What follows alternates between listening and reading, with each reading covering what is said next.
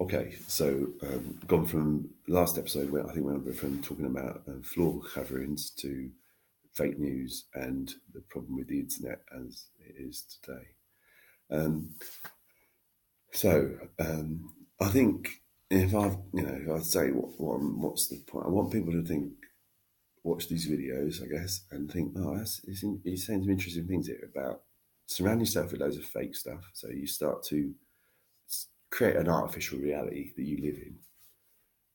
And then I think the problem is that might warp your perception of the world in general, um, such that you don't necessarily you don't really don't worry about the truth. Maybe that isn't that is maybe that is true. Maybe they don't worry about the truth as long as they're all right in their little bubble, and it all seems cozy in that they don't maybe worry about the what the truth is. Um, Maybe that's that sort of burying the head mentality. Well, you can argue it. Would you rather be ignorant and happy, or incredibly knowledgeable, miserable? Given those two options, what would you go for? I guess me as a person, I would probably say I find it. I'm not happy if I'm ignorant.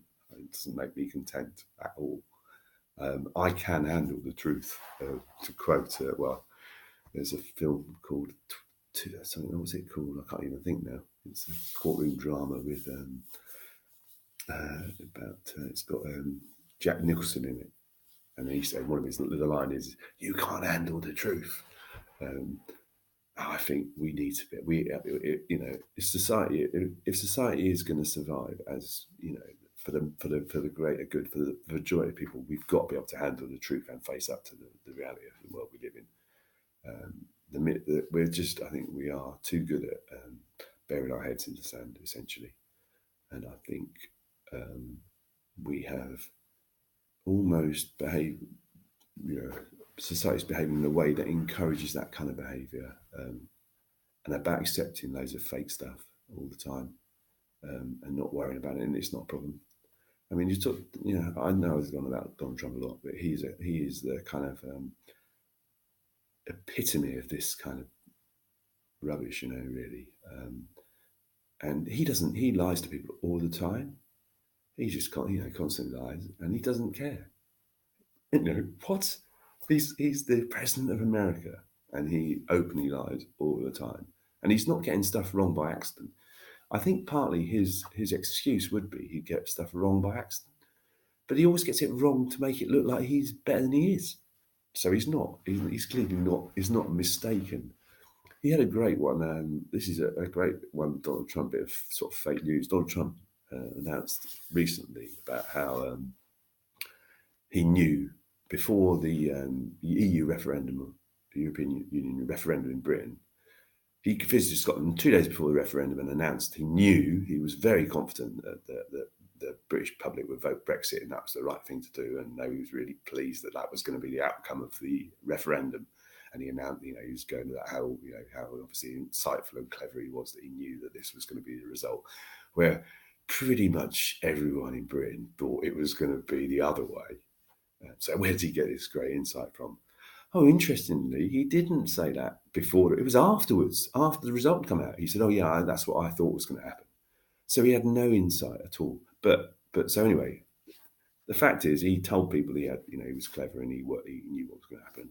It was fake. He didn't do that. But so then they sort of said, "Okay, let's check the dates." Oh, right, okay. So the date you were in Scotland announcing that was 2 days after the result came out, and that happened. This is all true, and they can check the flight records, and they know where Donald Trump was, and it's all there. It's not like there's not any ambiguity about it, but it doesn't matter. Okay. He got the dates wrong. Oh, right, But as far as he's concerned, it doesn't matter. He's got the news out there. People thinking, and most people probably still think that he did predict the result of the UK referendum.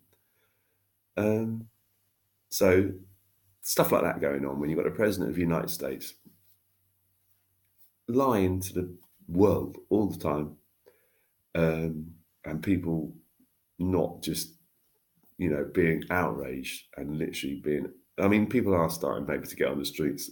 I mean, Britain was pretty